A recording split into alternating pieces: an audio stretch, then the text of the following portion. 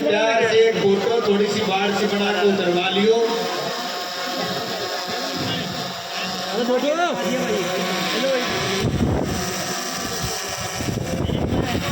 यानी बुजुर्ग समझे ना, कोई नू मत मानियो भाई कि मैं ज्यादा नॉमिनेटेड था। हमने कम बेरा हटके कोई नाराज मत हो। समाज के नॉमिनेटेड जो है ना लोग वो स्वागत करेंगे।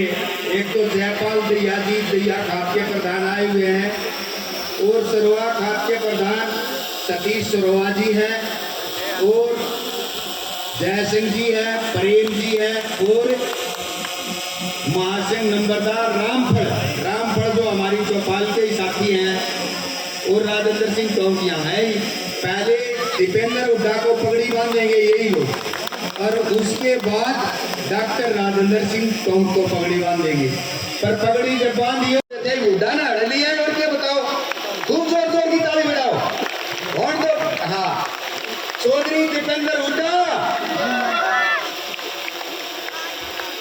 अच्छा भाई बहन प्रियंका गांधी की उम्र बढ़े, इसका बहन प्रियंका गांधी हैप्पी बर्थडे।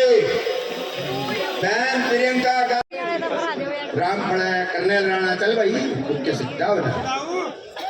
हमारे बीच में जो है आदरणीय कुलदीप शर्मा जी भी पहुंचे, उनका भी हम बहुत बहुत स्वागत करते हैं हमारे स्पीकर साहब।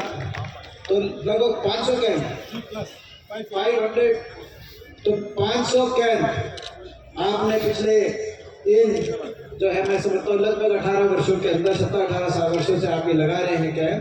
तो 500 के लगभग आपने कैंप लगाए हैं।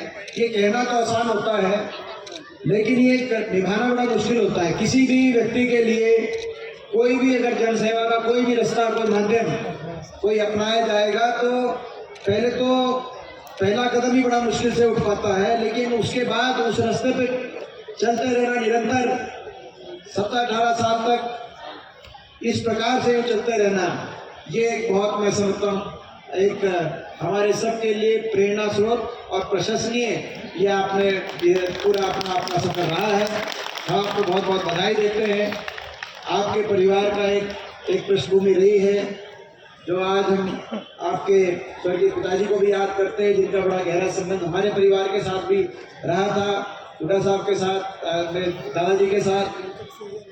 हाँ बिल्कुल जो है रोहतक से वो सांसद भी रहे, गवर्नर भी रहे और एक बहुत ही अच्छा संबंध उनका हमारे पारिवारिक संबंध भी रहा और आपका पारिवारिक संबंध भी रहा। और आपने बचपन से आपने कहा कि बचपन से जो है आपने बड़ा होता देखा, आपने भी कहा अपनी बात में, तो सही बात है।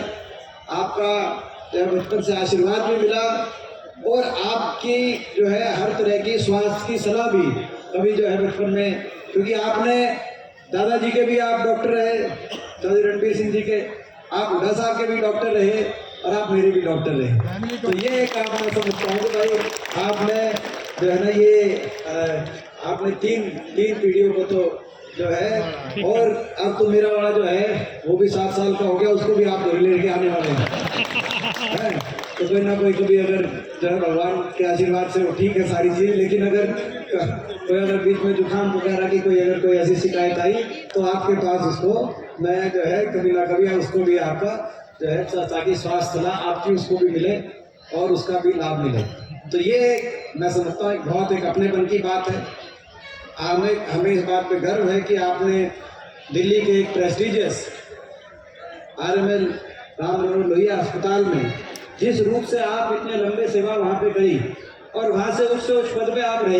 दिल्ली के चंद अस्पतालों में से एक RML अस्पताल है, एम्स है, RML है, 3-4 जो हमारे दिल्ली के जो है गंगाराम जो अस्पताल जिनका नाम है।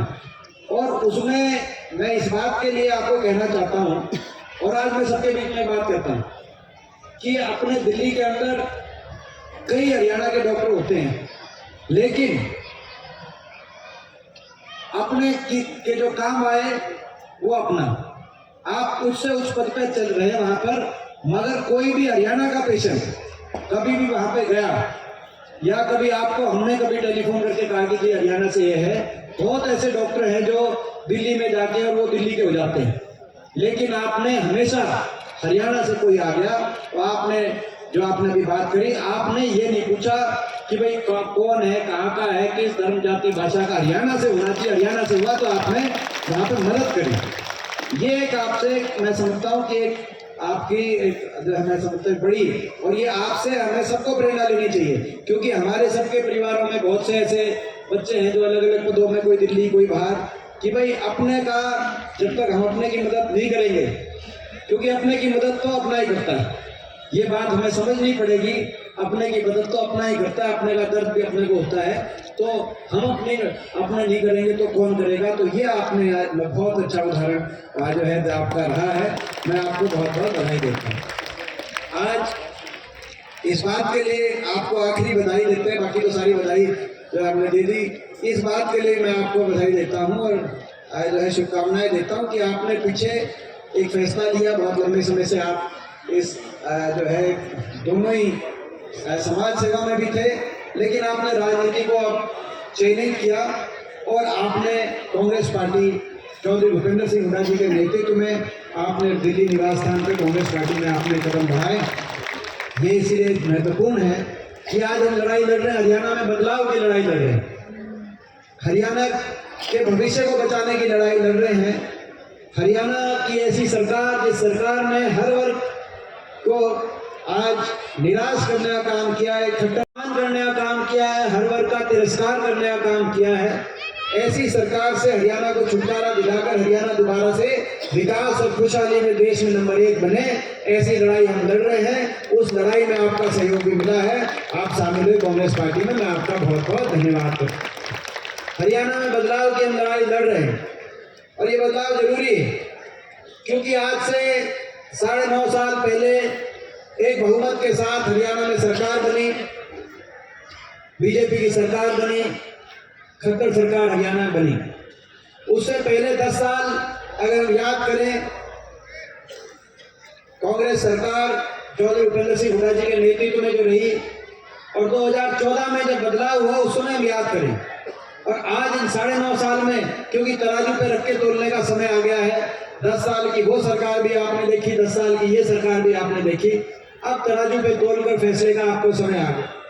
10 साल कांग्रेस की सरकार रही हरियाणा में, देश में हमारा प्रदेश विकास में नंबर 1, विकास दर में हम नंबर 1 थे, प्रति व्यक्ति आय में नंबर 1 थे 2014 में, प्रति व्यक्ति निवेश में 2013-14 में नंबर 1 थे, खिलाड़ियों के सम्मान में हरियाणा का उदाहरण पूरे देश में दिया जाता था, खेल खिलाड़ियों के सम्मान में देश में नंबर 1 था हरियाणा। किसान के हकों के फैसलों की बात हो, चाहे किसान के जिनस के भाव की बात हो, चाहे 1600 करोड़ के बिजली के बिलों की माफी की बात हो, कोऑपरेटिव की माफी की बात हो, जो कि 10 साल एक ऐसा समय रहा हरियाणा के इतिहास में कि 10 साल में एक भी कहीं हरियाणा किसी कोने में किसान आंदोलन नहीं हुआ, नहीं तो चाहे सरकारें पहली रही हो, चाहे उसके बाद आपने देखा कैसा किसान आंदोलन हुआ। 10 साल मगर उस सरकार में ना किसान आंदोलन हुआ, और चाहे गरीब कल्याण की बात हो, देश में हरियाणा का नाम गरीब कल्याण में नंबर 1 पे जब कांग्रेस की सरकार थी, सबसे ज्यादा उस समय पेंशन हर बात की पूरे देश में सर्वाधिक पेंशन हरियाणा में थी। उस समय राशन डिपो पे अनाज के साथ साथ हर राशन डिपो पे हर गरीब परिवार को तेल, चीनी और दाल की सुविधा उपलब्ध थी। उस समय 100 गरीब कल्याण में 100 गज के प्लॉट के फैसले की बात हो, जो 4 लाख परिवारों को 100 गज के प्लॉट मिले इंदिरा आवास योजना में, 3.5 लाख परिवारों को मकान, हर गांव के अंदर मकान आते थे, 20 लाख गरीब परिवारों के बच्चों को देश में सबसे बड़ी स्कॉलरशिप की योजना, ताकि गरीबी की वजह से कोई बच्चा पढ़ाई में ना पिछड़ जाए, 20 लाख बच्चों को, चाहे स्कूल के अंदर वजीफे की बात हो, पानी के पीने की टंकी टूटी की बात, नजर मिलाते हुए कोई मन में कोई तकलीफ, कोई भाईचारे पे खरोच नहीं है। हरियाणा आगे बढ़ा जो आप कह रहे थे, लेकिन अब उस समय एक नारा आया, अच्छे दिन लाएंगे, बीजेपी को लाएंगे, बीजेपी की सरकार आई, खट्टर साहब को मौका मिला, वो हरियाणा जो विकास में नंबर 1 था, आज इन 10 साल के बाद विकास में तो 17वें नंबर पे नंबर 1 बन गया। आज बेरोजगारी में नंबर 1 बन गया, हर घर में एक पढ़ा लिखा नौजवान, बेरोजगारों की लंबी कतार फौज खड़ी होगी हरियाणा के अंदर। ना तो उद्योग आए, ना कोई बड़ी परियोजनाएं आई प्राइवेट के अंदर, जो इन्वेस्टमेंट होनी चाहिए, निवेश में हरियाणा नंबर 1 था, इन्वेस्टमेंट नहीं हुई, तो आज ना तो निवेश में, ना प्राइवेट सेक्टर के अंदर प्राइवेट रोजगार, और सरकारी रोजगार तो या तो समाप्त कर दिए गए, 2 लाख से ज्यादा पद समाप्त हो गए हरियाणा के अंदर, हरियाणा जैसे छोटे प्रदेश में, या कच्चों में परिवर्तित कर दिए गए कौशल निगम के माध्यम से। हरियाणा प्रदेश के अंदर देश में फौज में हमारे बच्चे जाते थे, वहां पे अग्निपथ योजना आ गई। फौज के अंदर जो है हर साल 5,500 की पक्की भर्ती हरियाणा से होती थी, अब 900 अग्निवीर लिए गए पिछले साल, जिसमें से केवल 200 रह जाएंगे पक्के, बाकी 700 तो जो है बिना पेंशन के 3 साल के बाद घर वापिस आ जाएंगे। कहाँ 5,500 की पक्की भर्ती होती थी। तो या तो रोजगार पक्की नौकरी समाप्त कर दी गई, या जो लिस्टें आई, बड़ी नौकरियों की जो लिस्टें निकली, उन सारी लिस्टों में हरियाणा से ज्यादा, हरियाणा के बाहर के बच्चों का नंबर ज्यादा आया। HCS की लिस्ट में 35 बाहर के देश में रिकॉर्ड बन गया। किसी और प्रदेश में हरियाणा के बच्चे नहीं, यूपीएससी में हरियाणा के बच्चे आ सकते हैं, लेकिन HCS के अंदर हरियाणा के बच्चों का उतना नंबर नहीं आ पाया। SDO की लिस्ट 80 में से 78 बाहर के, असिस्टेंट प्रोफेसर टेक्निकल एजुकेशन की इस साल लिस्ट आई, 156 में से 103 बाहर के, केवल 53 बच्चे हरियाणा के। ना तो प्राइवेट सेक्टर के अंदर रोजगार, ना सरकारी क्षेत्र के अंदर रोजगार। आखिरी साल में ग्रुप डी की निकालते हैं केवल राजनीति करने के लिए। 2019 में भी 4 साल तक कोई रोजगार नहीं, और आखिरी साल ग्रुप डी निकाल दी। इस बार भी 4 साल तक कोई बड़ी भर्ती नहीं, कोई रोजगार नहीं। सीटी के टेस्ट लिए गए, आखिरी साल ग्रुप डी निकाल दी, बीच में जो लिस्टें निकली बाहर का लगा दिया। देश में सबसे ज्यादा बेरोजगारी आज हरियाणा के अंदर, देश में सबसे ज्यादा महंगाई, सबसे महंगी बिजली आज हरियाणा में, क्योंकि समझौता बदल दिया अदानी जो नामक कंपनी से, जो समझौता 20 साल तक बिजली देनी थी सस्ते रेट पे, सरकार भाजपा की आ गई तो समझौते की टर्म्स कंडीशन बदल दी, और वही बिजली हरियाणा में महंगे दरों पे अदानी से लेने का फैसला किया। कोई नया कारखाना लगाया नहीं हमारे समय में। मैं बताना चाहता हूं इनको कि सस्ती में भी सस्ती बिजली थी, और हरियाणा के अंदर 4 बड़े थर्मल के कारखाने 1.25 लाख करोड़ की लागत से, चाहे वो खेतर में लगाने की बात हो, चाहे झाड़ली में लगाने की बात हो, यमुनानगर लगाने की बात हो, चाहे वो खानपुर में, झज्जर में, हिसार में लगाने की बात हो, और एक परमाणु का कारखाना फतेहाबाद के अंदर बिजली की हमने उत्पादन बढ़ाने का काम किया था। आपने तो एक दूसरी कंपनी से, जिससे पहले ही समझौता था, उससे महंगी पे बिजली लेकर कोई 1 मेगावाट भी हरियाणा में नई बिजली बनाने का काम नहीं किया। सबसे महंगी बिजली, सबसे जो है सबसे ज्यादा वैट, डीजल, पेट्रोल सबसे महंगा, सबसे महंगी बिजली, बच्चों के स्कूल की फीस सबसे ज्यादा, महंगाई में नंबर 1 बना दिया आपने हरियाणा,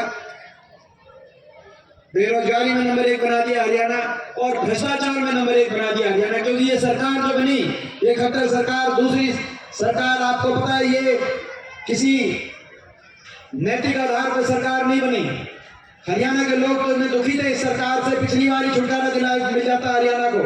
लोगों ने तो 2019 में सरकार की छुट्टी कर दी थी, क्योंकि आपको याद होगा लोकसभा चुनाव में बड़े बहुमत से भाजपा जब जीती देश में, तो हरियाणा में खट्टर साहब ने नारा दे दिया 75 पार कि बीजेपी जाएगी 75 पार। नारा दिया था कि नहीं दिया था, मैं पूछना चाहता हूँ। नारा दे दिया, 75 आया। जेजेपी पार्टी आई, दुष्यंत चौटाला का एक नारा आया, बीजेपी को भेजो जमुना पार। एक कहता था 75 पार, दूसरा क्या करता है जमुना पार। इलेक्शन का नतीजा आते दोनों बन गए पक्के यार बनी ना, गलत नहीं कह रहा। ये कोई नैतिक आधार पर तो सरकार नहीं बनी, ये तो जनता के साथ विश्वासघात करके सरकार बनी। जनता के विश्वास से सरकार नहीं बनी। मैं कहना चाहता हूँ मुख्यमंत्री जी पिछले कई दिन से हर रोज जो है कोई ना कोई बयान दे रहे हैं। मैं उनको बताना चाहता हूँ, ये जो आपकी सरकार बनी, ये विश्वास से नहीं बनी, विश्वासघात करके बनी। आपकी दो चीज होती है, पार्टी और सरकार। सरकार में 14 मंत्री थे, 12 मंत्री आपके वापस नहीं पहुंचे थे विधानसभा में। हर्ष रोहतक से जो मंत्री थे, मनीष ग्रोवर, वो वहां से हारे। अगर 75 पार की और सरकार की चाह होती, लोगों से लोग जिताते मंत्री। रोहतक से मंत्री थे, वो हारे। बादली से आपके एक मंत्री थे, वो हारे। सोनीपत से आपकी एक मंत्री थी, वो यहाँ से वापस नहीं पहुंच पाई, क्योंकि सारे भ्रष्टाचार अहंकार में डूबे हुए थे। नारनौल से एक मंत्री थे, वो हारे। पूरे प्रदेश में तो 14 में से 12 मंत्री वापस नहीं पहुंच पाए। तो सरकार होती है, सरकार को लोगों ने विश्वास नहीं दिया। दूसरी पार्टी होती है, आपके पार्टी के अध्यक्ष सुभाष बराला, तो आना के अंदर उनकी जमानत भी नहीं बची सुभाष बराला की। तो ना तो पार्टी को जिताया, ना आपके मंत्रियों को जिताया। और जब वोट पड़ी तो करनाल में प्रदेश में 90 हल्कों में सबसे कम वोट, केवल 48% मतदान हुआ। 52% लोगों ने वोट डालने नहीं गए और प्रदेश में सबसे कम मतदान हुआ और सबसे ज्यादा नोटा का बटन अगर दबा तो करनाल के अंदर सबसे ज्यादा नोटा का बटन दिया। मैं बताना चाहता हूं मुख्यमंत्री जी को, आप हुड्डा साहब को हमको निशाने पे लेते हो। प्रदेश के अंदर 90 विधायकों में अगर सबसे ज्यादा बहुमत से विधानसभा में आपकी सरकार तो आपने बना ली जेजेपी को तोड़ के, लेकिन सबसे ज्यादा अगर बहुमत से विधानसभा में दोबारा कोई पहुंचे तो चौधरी भूपेंद्र सिंह हुड्डा जी 2019 में भी सबसे ज्यादा विधानसभा मेजॉरिटी से विधानसभा को लोग सरकार बदलना चाहते थे। सरकार को भी हरा दिया, पार्टी को भी हरा। लोग और क्या करें, 75 पार की हवा निकाल के 40 पे रोक दी, लेकिन जमुना पार भेज रहे थे जो बीजेपी को, जेजेपी वाले, उन्होंने जाके सरकार को तो कर दिया था जमुना पार, बीजेपी को तो लोगों ने वो जमुना पार तक होके बीजेपी ने लाए। जेजेपी वाले दुष्यंत चौटाला जमुना में डुबकी डाबकी लोगवा लोग के निराह धुला के दोबारा चंडीगढ़ में सरकार बनाता है बनी। और कह दिया लोगों को कि सरकार बना रहे हैं 5100 के बुढ़ापा पेंशन पे बना रहे हैं। हम चुप थे अभी तक, लेकिन अब सवाल पूछेंगे क्योंकि ये 24 आ चुका है। मैं पूछना चाहता हूँ, 5 साल हो गए, वह 5100 बुढ़ापा पेंशन किसे की आई या नहीं आई, मैं पूछना चाहता हूँ। अगर नहीं आई तो सबका साथ आपको देना चाहिए। मैं आप सबसे आग्रह करना चाहता हूँ, सच की लड़ाई लड़ रहे हैं। वो 5100 की बुढ़ापा पेंशन का समझौता नहीं था, समझौता हरियाणा में भ्रष्टाचार करने का था। समझौता हरियाणा में लूट की छूट का समझौता था, अलग अलग अपनी भ्रष्टाचार की फाइलों को बंद कराने का समझौता था, और महकमे बांटकर हरियाणा की भोली वाली जनता को डबल इंजन से लूटने का था। शराब का महकमा कौन ले गया, एक्साइज का महकमा कौन ले गया, माइनिंग का किसके दौरे गया, कौन सा महकमा किसके पास गया, किस तरीके से कौन लूटेगा, सारी लिस्ट अगर हम बताएंगे तो हमको कह देगा विपक्ष में है।